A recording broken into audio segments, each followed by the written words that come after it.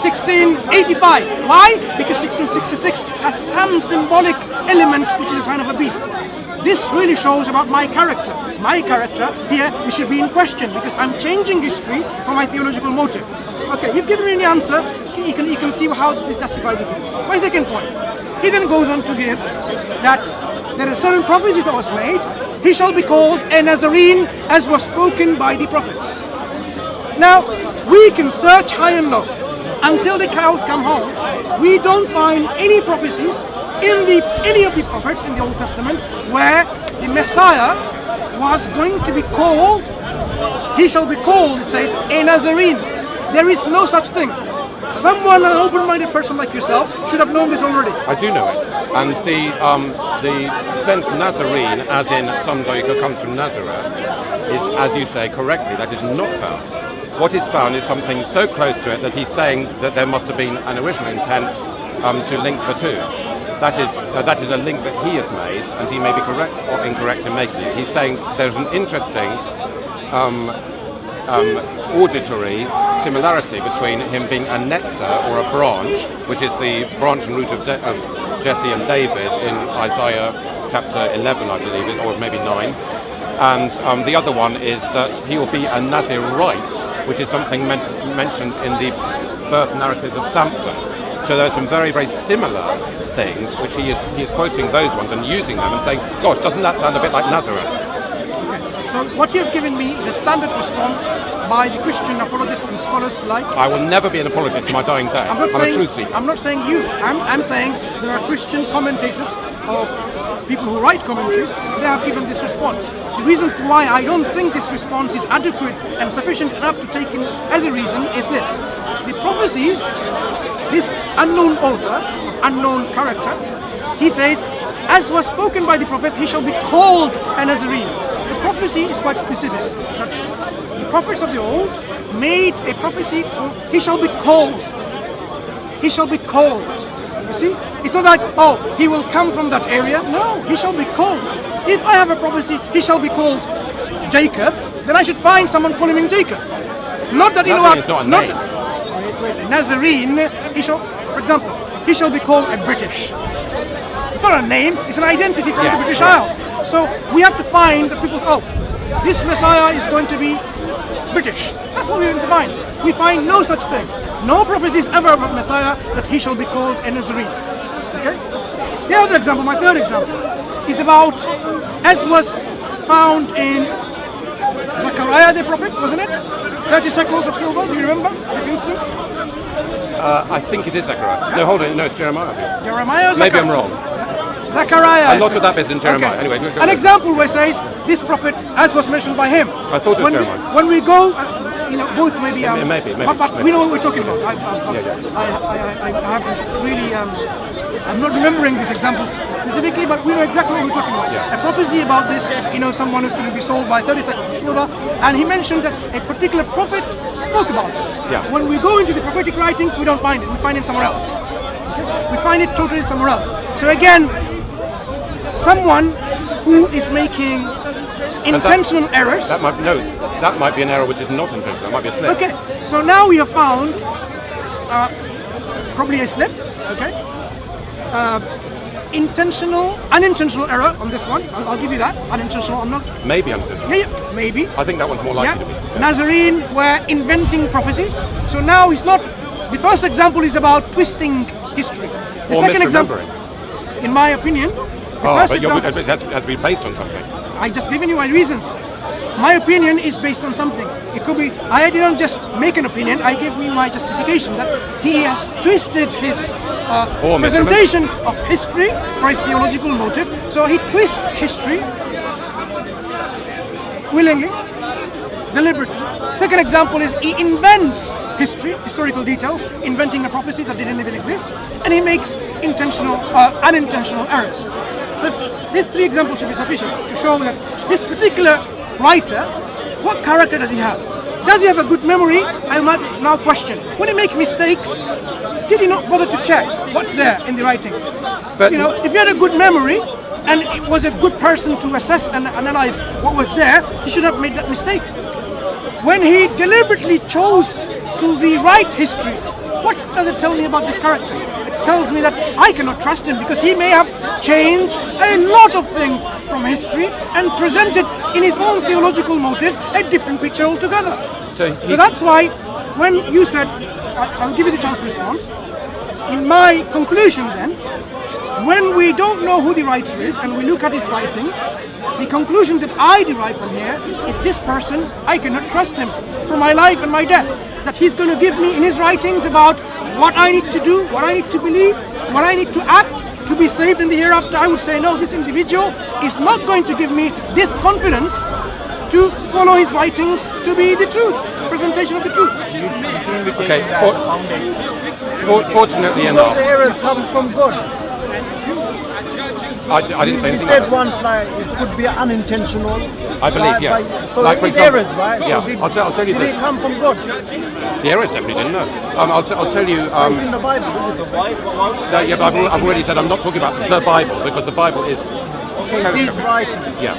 Now these writings are not all the same as each other. We need to examine, as I've already said, piecemeal, bit by bit. Is it you take some parts and some parts you don't? Correct, because there's no other way that a scholar can do it. Yeah, I will do that. But the same applies to Islam. You can only do it bit by bit, but if you treat the whole thing as one thing, what kind of scholarship is that? It's rubbish scholarship. You can only do it bit by bit. And so the lucky thing is that Matthew was only the third one to be written by the interrelationships of them, and he was heavily reliant on another one called Mark. Mark is the one closest to Jesus. I would say 85% of scholars agree. Therefore, if we go to Mark, that is more relevant. Mark is actually rather good as a historical source, fortunately. Now, the pupil at a school who got 7 out of 10 in maths, are they a bad character, or do they just sometimes get things wrong or misremember things? You see, getting 7 out of 10 in maths is not a sign of bad character. Getting 7 out of 10 in maths is simply sometimes bad character. You might have got them deliberately wrong. Sometimes you just didn't remember what you'd revised. Sometimes you didn't revise at all, and sometimes you just didn't remember or didn't ever know. So there are lots of possible reasons. The basic point you make about the 3 passages, I should say that you picked up 3 passages which are what? Less than 0.1% of the whole writing. To give an accurate view, you take the whole writing and see what percentage of the whole writing shows the characteristics that you said. Otherwise, you're cherry picking, and that's not good scholarship. Thank you for your responses. Very interesting. I like the example of maths. If you get something wrong, it doesn't make you a bad character of any kind, right? So I just said, in the third example, even though I could have gone into more detail, this is just an unintentional error. He made a mistake. Maybe. Yeah, maybe. In my opinion, he made a mistake. So what I'm saying, mistakes in the presentation of the truth cannot give you this certainty and confidence for your life and for death and for your salvation. Go back to Mark then. Yeah, well, why are you going to go back to Mark? I'm going to stick with Matthew because this is one of the... I'll tell you why. That's bad historical method. You always go back to the earlier source. See. Go back to the earlier source. So are you going to throw Matthew away? No, I'm saying if you want history, you go back to the earliest. It's not about history, it's about truth. So if it's the false dichotomy, history and truth. If it's about truth, this truth, when you examine it, I could give you more examples. I said sufficient is these 3 examples, because otherwise we'll be talking about so many examples. 3 is sufficient to give you 3 different types of mistakes he's made. One is, in my opinion, is twisting history. Another example is inventing history. Another example is making errors. So errors can be bad memory, bad recollection, or simply a slip, or ignorance. Ignorance. But when you have deliberate twisting and invention of history, rewriting history, and then you want to say, you know what, I trust this person to give me his writing, which will be a guide for my life, by which I will be saved in the hereafter.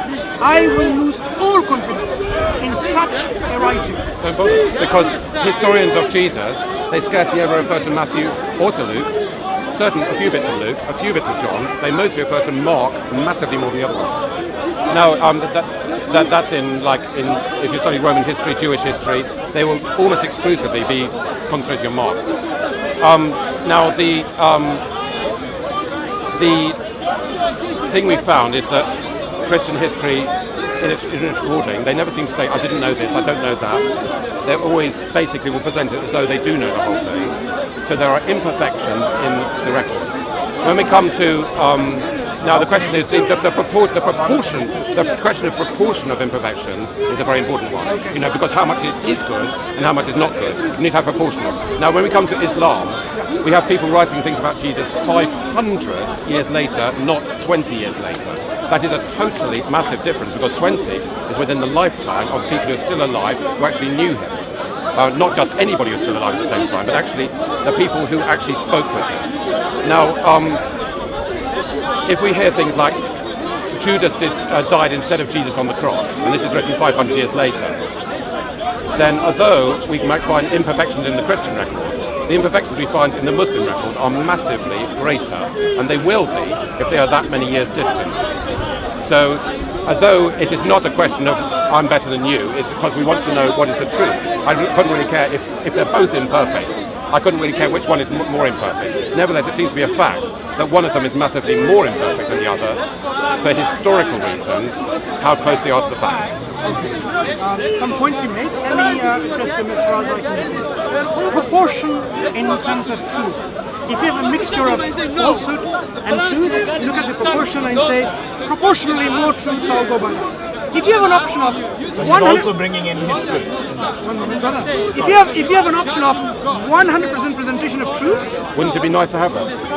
If you have an option of 100 presentation of truth and partial presentation of truth, correct, proportionally, which one would you go for? It is obvious, but we don't have that option. Okay. I claim that we do. What are your basis? 100%. Yeah, what's your basis? 100% truth.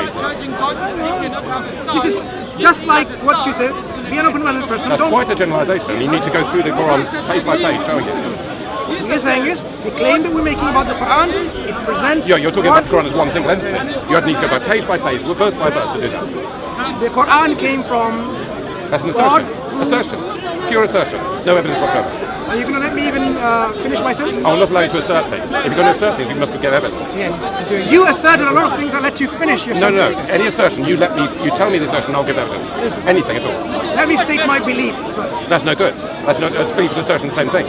You need to give evidence only. Okay, fair enough. You know what? Because I can't talk about this. You know what? During the time of Christ, these people within 60, 70 years, historically they were writing these writings. 60, 70 years of Christ, right? They were writing this. No. Mark was written about the year 70, which is... Good. So, 1400 years later, they're writing about Moses. Can we trust it? Be consistent. We wouldn't be able to trust it unless... there you go. So Matthew, Mark, Luke and John, none of them... They wouldn't be able to unless Moses had previously written things down. Wait 1 second. So they're relying on previous writings. Wait 1 moment. They're relying on previous How many books are there in your writings? Which level? In the New Testament? 27. 27.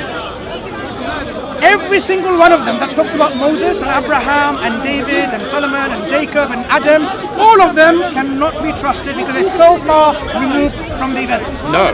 If there's documents they can quote, that's all right. Wait.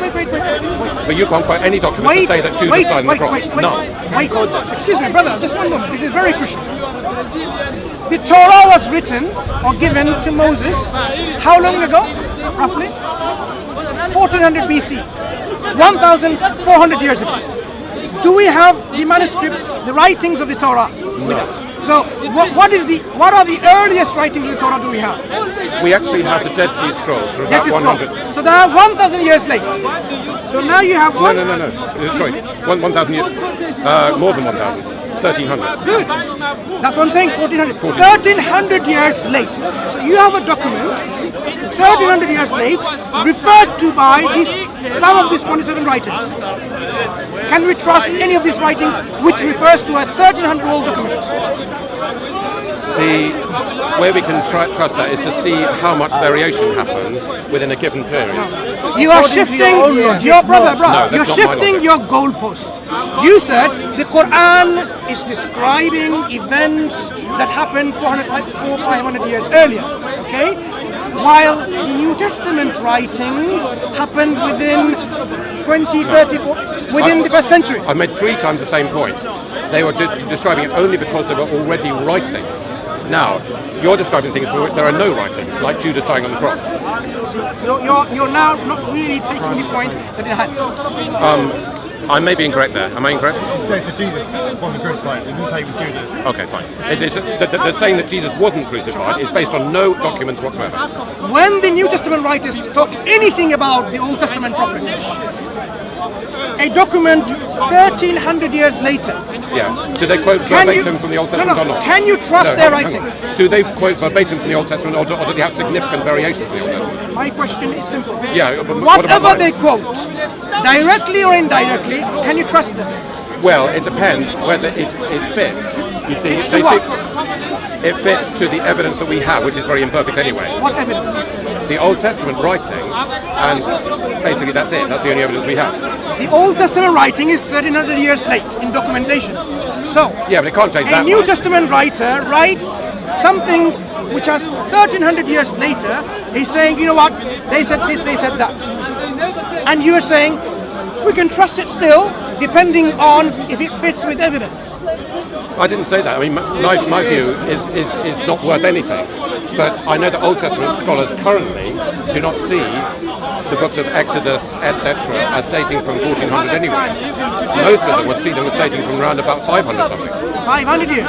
So the Quran is 500 years later, according to your estimation, and so is those writings. Correct. And yet, the Quran cannot be trusted, but those writings can. Correct, because they are, one of them is based on former writings, and quoting those former writings. How do you know that writing is correct? It is more correct than nothing, for sure. How do you know that writing is correct? How did you see hieroglyphics in the tombs of the in Egypt, in the pyramids and so on, right? They write about history. This pharaoh, and so on. Akhenaten, thank you for the pronunciation. Yep. These pharaohs, they have written about them, or people, their scribes have written about them. Is it always 100% true? Writings in this history? You know, you can't. You're making a massive sweeping generalisation where the fact you have to go through it piece by piece. I'm not making any generalisation. I'm taking a particular piece of history, a historical writing in the tombs in the pyramids. Now, just because it's there already, does it mean they're writing the truth? God of the underworld and God of the overworld. Do you believe in the God of the underworld? They wrote about it. Do I believe in the God of the underworld? Yeah, that's what they talk about. Well, no, this is in a different language. The word God, I mean, to me the word God just means the one who created it. They talk about many gods. Yeah, but do you believe this is true? The word God in English can be used for many gods, but on the other hand, there are other words one can use which can only mean one God, so it just depends which language you're speaking in. You see, it's very interesting the way every point that you make, you have some way of explaining. The Greek and the Roman pantheons, Isis, Diana, Apollo, Zeus, and so on, right? They have divine powers, or special powers, which to us is like watching cartoons, right? Special powers. Do you believe that they truly had those powers? I don't believe they existed in the first place. Right, but the writings exist. Of course the writings exist. Good. So just because taking a long time to establish my point, just because a writing exists from time past, it doesn't mean they're writing what is true. So the New Testament writers, when they talk about and quoting the Old Testament, whatever, it doesn't mean the Old Testament writing is true. That's correct, but at least it's a lot closer to the event than anything the Quran says about Abraham or Moses. It's about 2,000 years. In fact, well, no, that is one very, probably the most important aspect. What we do know is Moses lived, peace be upon him, 1300 BC. Yeah. These writings that we have about him is 1300 years later. They can be written much later, but we know that this writing was written much later. So if Moses lived 300 years BC and 500 years later someone wrote about them, we have a 500-year gap in the beginning already. And then the writing is even 500 years later. Are you telling me these writings are more credible than a divine revelation which claims to be, this is direct verbatim words of God? A claim is nothing unless the claim is supported by evidence. The evidence is given in the Quran that it's from God. What is the evidence? Is it not circular evidence? The Quran says if this is such a book that you think is not from God, then produce a chapter like it. You should be able to do that if it's not from God. That's what the Quran says. The Quran gives several falsification tests. Your writings should give falsification tests. In fact, it does. In fact, it does. These are not my writings. I would go for any writings. Yeah. I think it's no, these best. writings that you have, in fact, it does. It tells you in one of the manuscripts of Mark, they may be late, that these signs shall follow those who believe. Yeah, that's late. Those who believe. And these signs are, if you drink poison, it's not going to harm you. Yeah. That was added later because Mark's ending was too abrupt. So I'm saying You mean the book was written last? No, the ending was last. The manuscript, the ending broke off. The ending may well have been lost. You're quite correct. That's another option. Yeah, well done. That's quite right. Yeah. So my point is quite simple. So now you have the Quran giving you falsification tests in plural. One of them is if you think it's not from God, simple. Produce a chapter like the Quran. There is a website, storylikeit.com, where there are many examples. Can you tell me how they're like it? I've gone through it I haven't myself. studied them. I don't speak Arabic. It's not my native language. Get someone who can, and we can go through. What's the criteria? The criteria, it has to be like the Quran. The Quran has its own linguistic genre, like every other linguistic literary piece. It has its own writing style. So the Quran has its own writing style. So has everything else got its own writing style? Sure. So the Quran has a unique style. They all have unique style. Many writings in the world have unique style. Shakespeare, can you imitate it? I certainly can't, and that proves that the Quran is not saying anything else apart from Shakespeare. No, some people can imitate Shakespeare's style by writing sonnets. Who? There are many examples. I can give you some examples. Search it on my phone and on YouTube. How have you researched the fact that the imitations of Shakespeare are better than the imitations of the Quran? Who says better? You see, you now. This is my point. There's no criteria. See what you're doing? What you're doing? You haven't even understood the criteria. Oh, they said I didn't say bring anything better. I didn't mean I said bring something like it. No, better in the sense of being like it. No, bring like better it. Better imitation. Look, if I say, this is a linguistic piece, a style. 14 words, 14 lines, and each word should begin with a noun rather than a verb, and so on. So I can give you all these characteristics and say, oh, this is what I have to match. The Quran, when it was presented to them, it did not fit to any of the known styles of speech, poetry, prose of the Arabs at that time. The Arabs they have 16 different types of poetry, meters and rhymes. Why did they have so many? Because that's the collective. It could be that they had, oh, you mean 16 genres, you mean? No, 16 types of poetry. Now I'm just giving you an Genres example of of poetry. Yeah. Where poetry is like Al-Khafif, Al-Madid, Al-Rajaz, Al-Tawil, Had Al-Basit. these 16 existed from the beginning of time? Or what, did each one have an invention point? These No, are don't things- change the subject. I'm not- Has each one of those got an origin point? Each of these originated at some point. The way- Quran one also originated at some point. Big deal. I'm answering. The poetry is something that is being transmitted orally and in writing, right? So when the Arabs used to have gatherings or competitions, they will recite these poetries. The best poem, they will hang it on the wall of the Kaaba. They will call it mu'allaqat. So we have these 7 mu'allaqat who became very famous. And even today you can find this English translation by A.J. Arbor.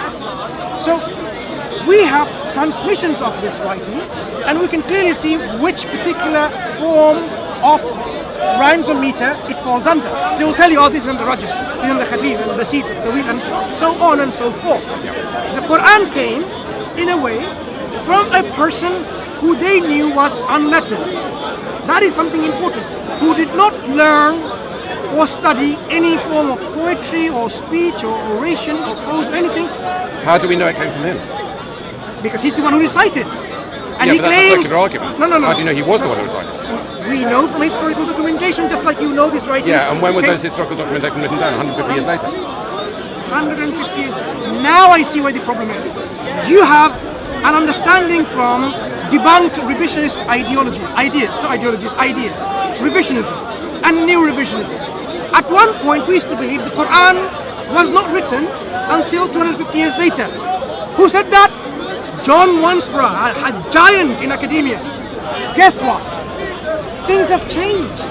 manuscripts of the Quran have been unearthed, published, discussed, So what was the polygraphically dated, radiocarbon dated, that they are from the 1st century of Islam, not 250 years later. So the theory that we have that the Quran was not in existence, it was a product that came gradually and later on, 250 years time period, it is totally outdated and false. Likewise, the idea of the hadith. We have now hadith being unearthed, Sahifa Hammam ibn Munabbih, from the 1st century of Islam, which predates Bukhari's collection. So in fact, the situation is extremely similar with Christianity. Our first manuscripts also are within the 1st century, and it seems to me you're trying to make a disjunction between the two that is not valid. Basically, you have an early period where there's no manuscripts, there's documents originating before we've had manuscripts, then within a few decades you start getting tiny manuscripts and then larger ones. It's exactly the same with Christianity as it is with Islam. The difference is that Christianity is earlier. No, absolutely not. I wasn't talking about the New Testament manuscripts. Okay. As you can clearly remember, I was talking about the Old Testament manuscripts. Yeah, you're talking about that. Old Testament manuscripts. So when it comes to the Quran, the idea that the Hadith, which talks about these kind of things, or biographical literature, no. Quran even tells within itself that they accuse the Prophet of getting it written down in the morning and in the afternoon. And the Quranic manuscripts are dated within the 1st century of Islam. So we have documentary evidence that the Quran was written there, and we have good reasons to believe all of the Quran was present within the 1st century from historical evidence, from documentary evidence. Well, that's a generalization. Not generalization. People give you, it must be, because it's so short. I'd need to read, that's the kind of thing you'd need to demonstrate within a 600 page book. Okay, now let me demonstrate to you then. If you go into Islam, if you go into IslamicAwareness.org, we have tabulated the documentary evidence of the Quran. Do non-Muslims agree with this? You see, brother, one moment. Are non-Muslims any better than Muslims? Like independent scholars, do they agree? Yeah, that's a fair criteria. What we are saying is, Islamic awareness tells you that this is where the work is from academia. We are not inventing. Which universities? What are the names of the people? Do you want to know? Yeah. How about from Deroche? Is he an academic? Deroche? Gerosh. Deroche. Deroche. Deroche.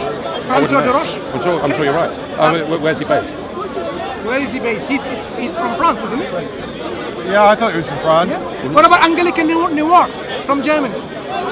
But you see, this is the very, very beginning of my knowledge. No.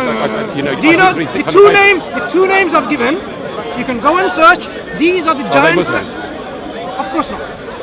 We wish they would be Muslim, inshallah. These are the giants now in the research of Quranic manuscripts. Okay? Islamic awareness, I can pull up the paper and give you, hundreds of references to our articles within each article, where they're from. And when it comes to manuscripts, who studied these manuscripts? Why am I talking about it? Let me just give you an example. It's fine. I can look it up. No. Let me give you an example. So at least you know what I'm talking about.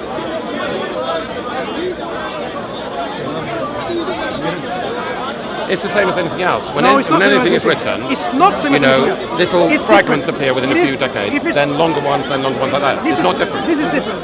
Okay. How? Let me give you an example of a manuscript, right? So from the 1st century of Islam.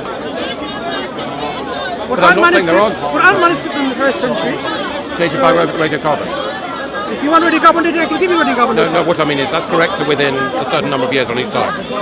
Radiocarbon dating, as you know, gives you a range of dates. Yeah. So it did, within the range of dating, it tells you that this is from the 1st century. So you can have polygraphical dating, like Deroche believes in polygraphic dating. It's very conservative. He dates things much later, but still, he believes the Quran is available from the Umayyad times. From 90 or something else. So like, for example, this is Deroche's, he's written something about it. The Paris Metropolitan Manuscript, right? Codex Parisino Metropolitanus, Quranic manuscript from the 1st century. Now, tabulated, Deroche and Noseda, they published this, where it is found, and these are the references you can find. So Deroche, this is the publication. I'm not going to even pronounce it because I don't know French, right? So this example, Noseda and Deroche, yes, and that. So you can see where it comes from, scholarly material. Even the scholars themselves, they quote Islamic awareness as a resource. Because what we have done is we've made available, public, something that wasn't available before. because people have this misconception that Islam doesn't have any documentary evidence, whether about the Quran or the life of the Prophet or the Hadith. So if you focus on the Quranic manuscripts alone, and you'll see we have documentary evidence going through inscriptions, coins, papyri, palimpsest, and all these writings about the Quranic material. So we can resurrect the Quran, more than 90% of it from the first century Islam, from the available documentary evidence. Very good. Yeah, but it continues to be unearthed. There are hundreds and hundreds of Quranic manuscripts that are sitting there in the libraries, which needs redating, because people thought they were later. Do you know why they're later? Well, Because all of them. There's never a single instance where people thought they were earlier. exactly, but we have so many compared to And your people 6,000 manuscripts in Greek. We have like 250,000 manuscripts. 250,000. Look at the proportions, And there there's are. not the slightest difference for even a letter between them. When we Is that talk true or about not? manuscripts, when you're talking about manuscripts, of course manuscripts have some errors of transcription and so on and so forth. So what is the difference? Is what I can but say. the difference is this. For example, the top copy manuscripts, which is more than 99% complete, it has about maybe 11 scribal mistakes. That's all. Yeah. And each one of them I've gone through myself because the work has been done by the scholar himself, and you can clearly see why the mistake comes. For example, if a letter, if a word is, say, I just want to make a letter up. Say the letter is in English, say idiom. So he writes ID, and he goes to the next line, and he thought he hasn't written D, he writes D again, and writes D. I know, yeah. Convoy solution, yeah. Exactly, the terms are like this. So all such examples can be demonstrated from this. They are very meticulous. Some of the manuscripts were written by various hands, and they are very sloppy. They make several mistakes. But the Quran that we have transmitted to us is in two forms, two ways. One is by memorization, meticulous memorization, that if I'm convinced that you have memorized everything by the letter, I give you the permission to teach. So if I now ask you, okay, fine, recite to me the Quran as transmitted to the reading of Hafs, for example, who learned it from his teacher, from the Prophet ﷺ. If you recite it here and now, or go to Indonesia, or anywhere in the world, same recitation. This is how the memorization process has been fixed and stable. Likewise, the manuscript tradition, you go there, you will see within the manuscript tradition is a fixed text. These texts allow us to demonstrate that yes, we can read our readings that we have of the Quran from the manuscripts. Same applies to the New Testament. There's only a handful of disputed places, and even in there, it doesn't To affect give you an major example of Mark's ending. Mark's ending is not controversial in any way. It's quite clear that the one that is there, 9 to 20, is not original. Yeah. And the only question is whether 8 is the original ending or not. Okay. But some scholars will say, no, it was part of the original, but it was then taken off. Name them. There are no leading scholars who would say that. You might be able to name some names of people, but they are not regarded as leading scholars. I'm not going to quarrel them because it's not my field about who's a leading scholar or not. Yeah. Okay? Well, they wouldn't have been given a job in a top university. Fair enough. I don't quarrel in that, but I'm saying there are people who have said this. Of course, there are 7 billion people in the world. Sure, no problem. They'll be fine But something the to say. difference between the transmission of the Quran and the Bible is this. The Bible has been transmitted not through memorization, or not Bible, these writings, not through memorization. How do you know? Do you have any evidence of memorization? Who memorized it? Give me some names. I think the truth is that you're talking about oral cultures, and you cannot say with any degree of confidence that there was not memorization. Do you have any examples to say, okay, The I rabbinic said from cultures were very. New Testament writings. Now I'm moving to New Testament. If we're talking rabbinic, that has No, that New has Testament. close links with both Old Testament and New Testament. Yeah. So in the New Testament Matthew writings, himself is very rabbinic. so you should now find example from traditions where people memorize the whole of the New Testament writings.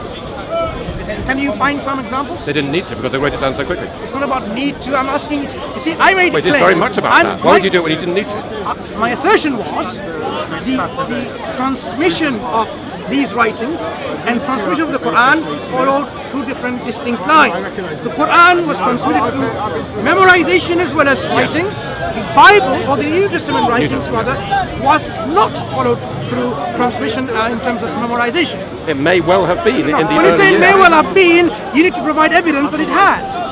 I'm agree going with by the available evidence, but there isn't any. The available evidence actually is that the sayings and doings of Jesus were written down quite early by somebody called Matthew the Apostle, not the same as the author of the Gospel of Matthew. and because he'd written them down, there was no need for memorization because they could just use what he had written. I am not questioning whether there's a need or not. I am But that's the simply essential point. That's the central point, whether there's a need or not. asserting whether it actually transmitted this way. If you've memorized something word for word and just make one mistake and you are actually reprimanded for it until you correct your mistake and this mistake is not passed on, then you know that there's a degree of confidence where you know that this piece that is now transmitted to you is been preserved. The degree of confidence is much higher when something's written down. But when if something it's not is, even written down at but all. when but it's to us it's both. But when it comes to the New Testament writings, when You mean it's written in heaven? No, Quran was written, I told you Quran was written down in manuscripts, and I give you an example of first century Oh, manuscripts. what you mean that they're memorizing it at the same time it's already written down? Yes, yes. Got you. They were writing and memorization, both. got But New that. Testament writings, where the writings are there Yep. by some unknown authors, doesn't matter in my point here. What Well, you I have think is, the what you vast have is, majority of the authors are now. no, what you have is, if you now compare the manuscript traditions in writing, the Alexandrian tradition compared to the Byzantine traditions of Correct, writing, yes. they're hugely different in terms of their preservation and authenticity. There are differences much more between these two traditions. Which one is more reliable? When you have the GNT or the NAS, you know, what's it called? there's 30 When you have templates, I know what you're talking No, when you have New the American Textual Standard. yeah. Doesn't when matter. when I we're know the talking point. about the Texas critical apparatus, okay? Yes. Okay. So you follow which ones? Which are the basis of all this? It is because you gave the answer yourself. You can tell which one is earliest by doing a family tree according to things like Omoyo to Luton and all the normal ways in which people make mistakes. So manuscripts are actually examined and say this manuscript is very weak because of so many variants within it. No, but you find that by detective work, you find the reasons for the variants, and that's the way you do No, it. fair enough. But the amount of variants that you have in the New Testament Will be translation- larger depending on how many manuscripts there are. Of course, even so, the confidence that you have, again, you come towards an eclectic text where you're saying they sat down together and saying, you know what, A, most probable, B, slightly less than that, A, B, C, D, E. There are cases where that is the case. We know that. But We know that. The vast majority of the text that is not the case. So when we examine the New Testament and we see more than 50% of the text, No, that is a under. crazy. It's not crazy. No, you can say more than 50% has variants, but the number of variances are significant. the new NIV, for example, I'll talk about the NIV. What are you talking about translations for? Why not talk about the Greek? No. The Greek. NIV Talk about is the Greek. from the Greek manuscript. No. It didn't come from Translations nowhere. are irrelevant. So which manuscripts? NIV came in 1977. Okay. Which manuscripts? The NIV was produced through a textual criticism. So is everything else. But the point is we go Okay. back to the Greek. We have the Greek already. Well, no, there's a problem. Because you've got so many thousands of Greek manuscripts. Yes, but we have the Well, no, so many- we you've have got the footnotes. 6,000. We have the footnotes. No, because you've got so many Yeah. Greek manuscripts. Yeah. To sift through Greek manuscripts directly is a very difficult task. Of course.